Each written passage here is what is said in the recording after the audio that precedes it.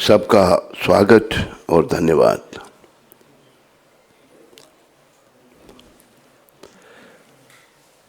ये 22 तारीख को प्रभुपाद ने पत्र लिखा था जनार्दन को 1967 में। उसमें क्या लिख रहे हैं प्रभुपाद? आध्यात्मिक जीवन जगत में भी स्पर्धा होती है कि श्री कृष्ण को सबसे अधिक संतुष्ट कैसे किया जाए। तो स्पर्धा जो है भौतिक जगत में है, पर प्रभुपाद बता रहे हैं आध्यात्मिक जगत में भी होती है। वो क्या है कि कृष्ण भगवान को कैसे संतुष्ट किया जाए। सबसे ज़्यादा मैं करूँगा, सबसे ज़्यादा मैं करूँगा। तो ये आध्यात्मिक है, ये भौतिक नहीं है। कृष्ण के संबंधी जो भी है सभी आध्यात्मिक है। देखो, कोई भौतिक नाम है किसी का, उसको आप लेते रहेंगे, थोड़ी देर के बाद थक जाएंगे। लेकिन कृष्ण नाम आप 24 घंटे लेते रहो, महामंत्र 24 घंटे भी जपो तो आपको थकावट नहीं होगी। भगवान का नाम, भगवान के गुण, भगवान का विग्रह, भगवान का धाम, भगवान के परिकर, भगवान की लीला, इस सभी दिव्य हैं, आध्यात्मिक हैं। तो स्पर्धा तो भौतिक है, लेकिन जब भक्त ये सोचते नहीं मैंने ज़्यादा कृष्ण को प्रसन्न करना है, उससे भी ज़्यादा मैं प्रसन्न करूँगा, तो ये भगवान के साथ जुड़ने के कारण आध्यात्मिक हो गई। इसलिए भगवान ने गीता में कहा है कि यत् करोषि यदश्नासि यत् जुहोषि ददासि यत् तपस्यासि कौन्तेय तत्कुरुषं मदर्पणम। हे कुंती पुत्र, तो जो कुछ करता है मुझे अर्पण कर। अभी देखो हम संसार में जो काम कर रहे हैं सारे भौतिक हैं ये, लेकिन यही काम अगर हम कृष्ण के लिए करेंगे आध्यात्मिक हो जाएंगे। प्रभुपाद ने एक बड़ा सुंदर उदाहरण दिया है। ब्लैक बोर्ड पर हम लोग शून्य बनाए, 0 0, जितने मर्जी शून्य बनाते जाएं उसकी कोई कीमत नहीं। पर 0 0 0 बनाने से पहले एक लाइन बनाएंगे तो फिर उसकी कीमत हो जाएगी। वो एक लाइन कृष्ण है, और शून्य जो है वो भौतिक कार्य है। कृष्ण के लिए कुछ भी किया जाएगा वो आध्यात्मिक होगा। ये है कृष्ण भगवान को पाने की एक कला, जो कि कृष्ण भगवान ने बड़ी कृपा करके अपने शुद्ध भक्त श्रील प्रभुपाद जी के द्वारा सारे संसार को समझा दी।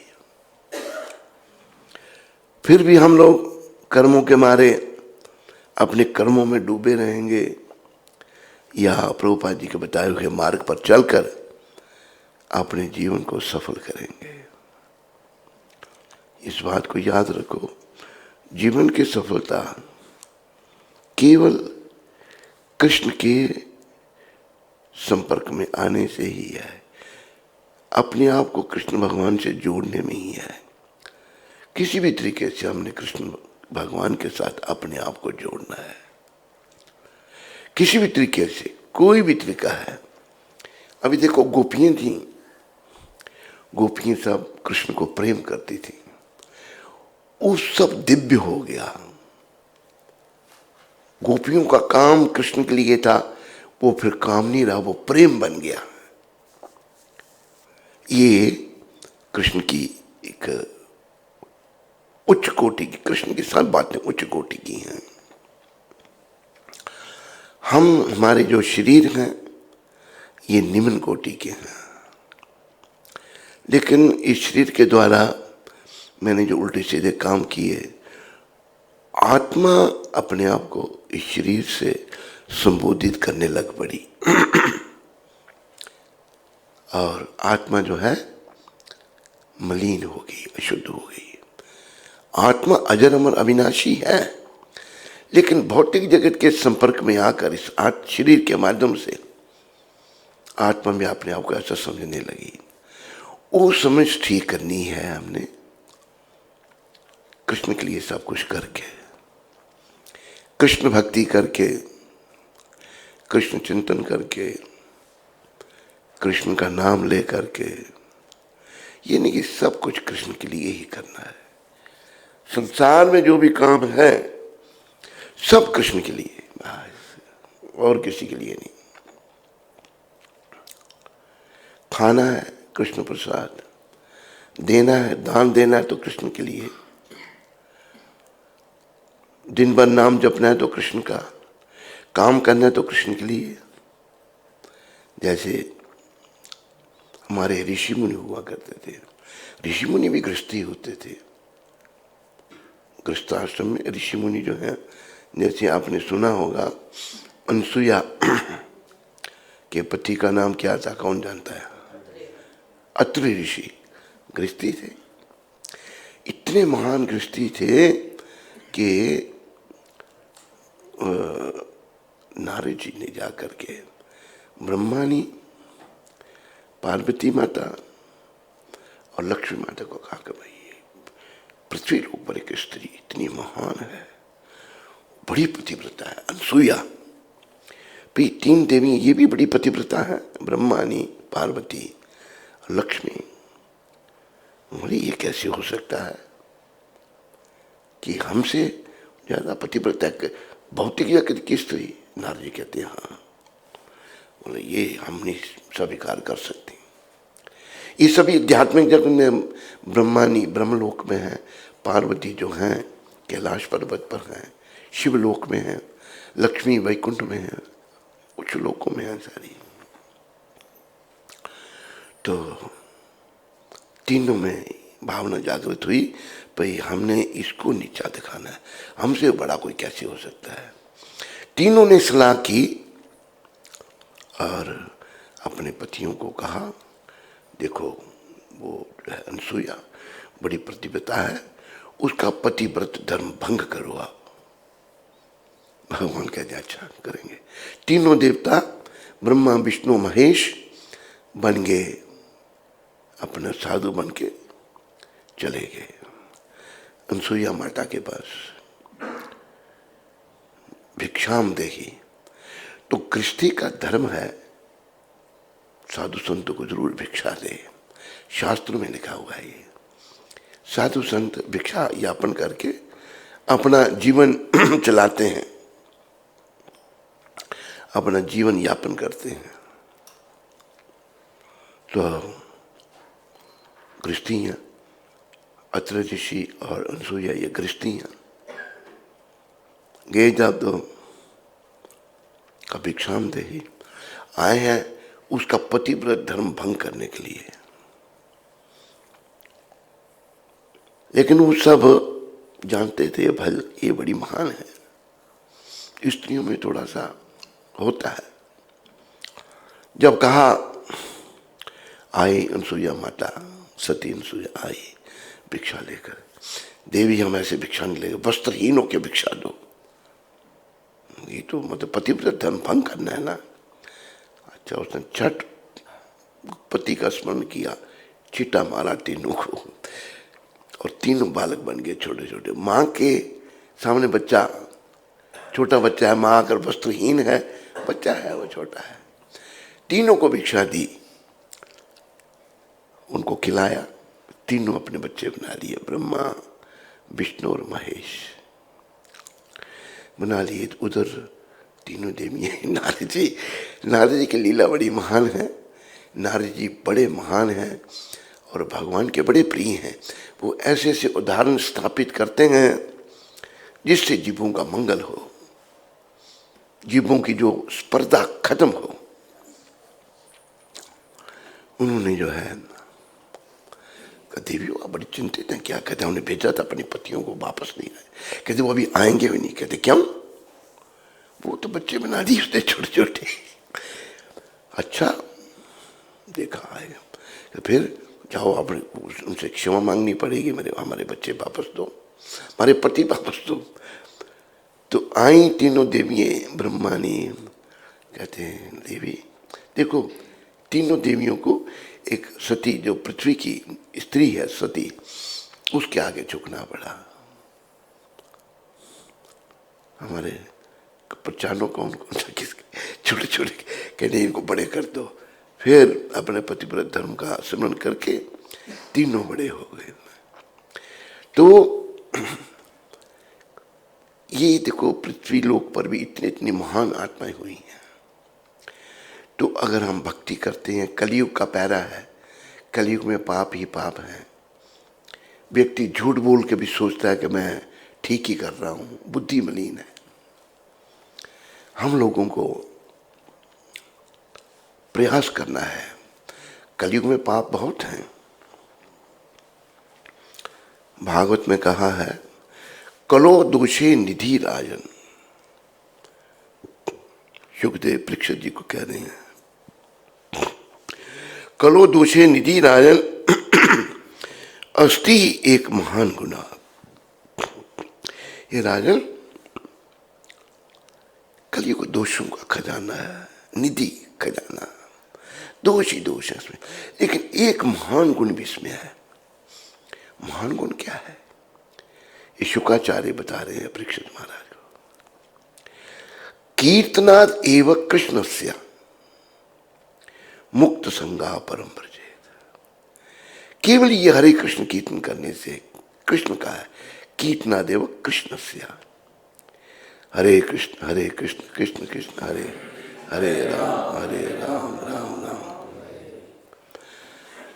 केवल ये कीर्तन करने से जीव जो है परम गति को प्राप्त कर सकता है। लेकिन ऐसे भी हैं जो दीक्षा लेकर झूठ बोलते हैं गुरु से, क्या गति है उनकी? सारे जीवन झूठ ही बोला, पर गुरु से भी झूठ बोलते, क्या अंतर पड़ेगा? तो झूठ बोलना जो है बहुत ही पाप है। मेरे पीछे बोलो, सच बराबर तप नहीं और झूठ बराबर पाप। जाके हृदय सांच है ताके हृदय प्रभु आप। सच के बराबर तपस्या नहीं है और झूठ के बराबर पाप नहीं है। हमें बात बात पर झूठ नहीं बोलना चाहिए। मंदिर में बैठे हुए भी गुरु से झूठ बोलना, कैसे कल्याण होगा? नाटक करने से कुछ नहीं होगा। नौटंकी जो है वो भगवान को प्रसन्न नहीं कर सकते, याद रखो। चाहे कोई भी मैं करूं, आप करें, ये करे, वो करे, नौटंकी को नरक में जाना पड़ता है। नौटंकी नरक। हमें सरल बनना सीखना है, बाहर से और भीतर से। बाहर और भीतर और बोलो, जैसे बगुला भेष ए मानस्ती कागड़ भलो, जो बाहर भीतर एक। आदमी बाहर से कुछ है, अंदर से कुछ है, ये भी एक बहुत बड़ा दोष है। हमें हमारे गुरु महाराज को भी, प्रभुपाद को कोई ऐसा मिलता, उन्होंने लिखा है अपनी पुस्तकों में कि जो ऐसा है वो बहुत बड़ा, उसके मन को कभी शांति नहीं मिल सकती। जो बाहर से कुछ है और अंदर से कुछ है। बगला, जैसे बगला भेष। बगला का क्या भेष है? तपस्या कर रहा है, एक टांग पर खड़ी होकर। क्या तपस्या बगले की? देख रहा है वो अपना मछली ऊपर आई नहीं और उसने पकड़ी नहीं।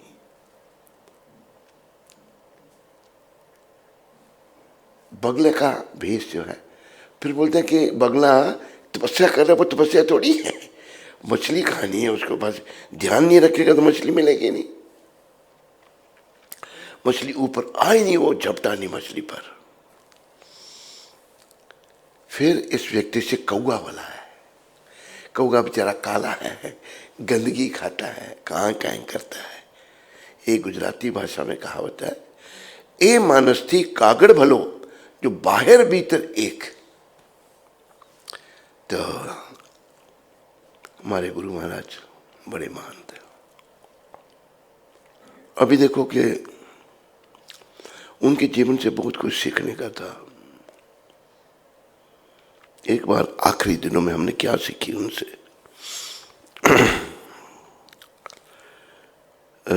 एक भगत जी थे वृंदावन में। उन्होंने जब मंदिर के साथ गुरुकुल बना था, उन्हें भगत जी ने वो लैंड जमीन दान में दी थी।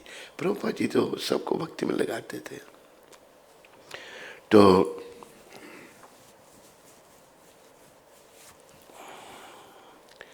भगत जी प्रभुपाद जी से बड़ा प्रेम करते थे। प्रभुपाद बीमार हैं, अभी आखिरी टाइम है प्रभुपाद जी का पृथ्वी पर। एक डॉक्टर गोपाल था, प्रभुपाद जी को दिखाने के लिए डॉक्टर गोपाल को ले आए कि प्रभुपाद जी को देखो आप। डॉक्टर गोपाल जो है, प्रभुपाद बेचारे अभी हड्डियों का ढांचा है, कितनी सहनशीलता इन महान आत्मा में थी, हम में वो सहनशीलता नहीं है। तो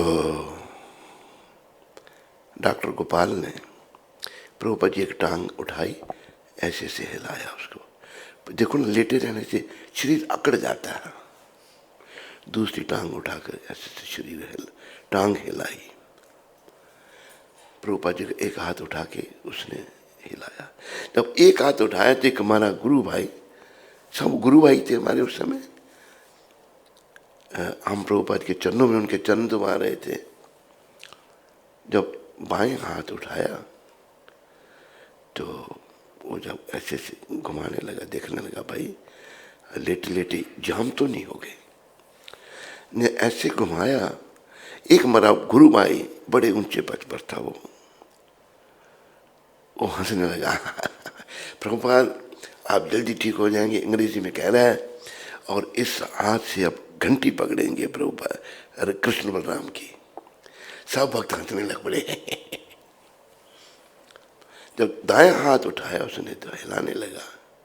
प्रभुपाद इस हाथ से अब कृष्ण बलराम की आरती पकड़ेंगे और कृष्ण बलराम की आरती करेंगे। सब हंसने लग पड़े। प्रभुपाद देखो कितने गंभीर थे और कितने महान थे, ऐसे संत नहीं मिलेंगे। डॉक्टर गोपाल ने चेकअप किया, चला गया जो भी उसने। फिर तो जैसे ही डॉक्टर गया, मैं वहीं बैठा हूं, प्रभुपाद ने क्या कहा,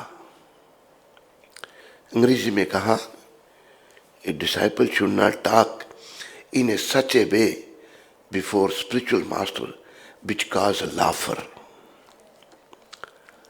कौन ये बातें कर रहा है? शिष्य को गुरु के सामने ऐसे ढंग से बात नहीं करनी चाहिए जिससे हंसी पैदा हो सब में। और सोचता था मैं बड़ा महान हूँ, बड़ा महान था, लेकिन उसने फिर डायरी भी लिखी। डायरी में ये बात नहीं लिखी उसने, मैंने डायरी पढ़ी उसकी सारी, ये बात नहीं, उसकी बेइज्जती होगी थी ना, अपने प्रभुपाद ने ये कहा उसने, बाकी दूसरों की बातें लिखी उसने। तो देखो ऐसा है कि प्रभुपाद तो आखिरी दम तक हमारा सुधार करते रहे, आखिरी दम तक। और हमने देखा जो झूठ बोलने वाले जैसे गलत आदमी को भगा दिया उन्होंने, जाओ तुम वृंदावन में रहने के लायक नहीं हो, तुम धाम में रहने के लायक नहीं हो, निकल जाओ यहां से। एक कनाडा का भक्त था, वो भी डॉक्टर था पहले, वहां की डॉक्टरी की थी। उसने मूर्खता की। मूर्खता क्या की उसने कि एक कोई 20-22 लोगों का ग्रुप आया दर्शन करने, राधा श्याम सुंदर के, कृष्ण बलराम के। जब दर्शन करने आया तो उनके ग्रुप का लीडर भगवान राधा श्याम सुंदर बहुत सुंदर है, कृष्ण बलराम दो नेता है, प्रभुपाद जी के द्वारा स्थापित हैं। तो वो लीडर नाचने लग पड़ा, स्वाभाविक था उसके लिए। वो जो था कनाडा का डिवोटी, उसका नाम था रासानंद दास। उसने उसको गले से पकड़ा, वो एक साइड वाले कमरे में ले गया, इस तरफ का जो है, अंदर लेके दरवाजा बंद करके उसको मारने लगा। क्यों मारने लगा? तू साजिया है। अरे तू कौन है उसको देखने वाला? साजिया। प्रभुपाद को जब पता लगा, भाई प्रभुपाद इसने ऐसा किया, प्रभुपाद ने, you get out of here, you never come to Vrindavan. फिर मैंने वृंदावन नहीं दोबारा देखा उसको। निकल जाओ यहां से, तो वृंदावन में आने के लायक नहीं हो। तो प्रभुपाद जो है बड़े महान वैष्णव थे। जो धाम में भी झूठ बोलेंगे उनकी तो भाई दुर्गति है, सदगति नहीं है। आदमी को पुरानी आदतें बनी रहती हैं। और ये भी कहा है, जब तक हम अपनी बुराइयों को ना छोड़ पाए तो हमें धाम में नहीं आना चाहिए। बाहर जो हम पाप करते हैं, धाम में आने से उन पापों का मार्जन हो जाता है। धाम में जो पाप करते हैं, झूठ बोलते हैं, वो वज्रलेप हो जाते हैं, उनका मार्जन नहीं होता और समाप्त नहीं होता। तो प्रभुपाद एक बड़े ही महान वैष्णव हुए हैं। ये कृष्ण की देन है पूरे संसार को। कृष्ण भगवान ने उनको भेजा है, जाओ ये नरकों में जाएंगे सारे, अभी कलयुग शुरू ही हुआ है, इनको बचाओ, मेरी शरण में लाओ। प्रभुपाद ने सारे संसार में केंद्र स्थापित कर दिए, सबको मौका दे दिया। अगर हम ठीक तरह से उनकी आज्ञा पालन नहीं करें तो दोष हमारा है, उनका कोई नहीं है। बोलो पतित पावन शिला प्रभुपाद की।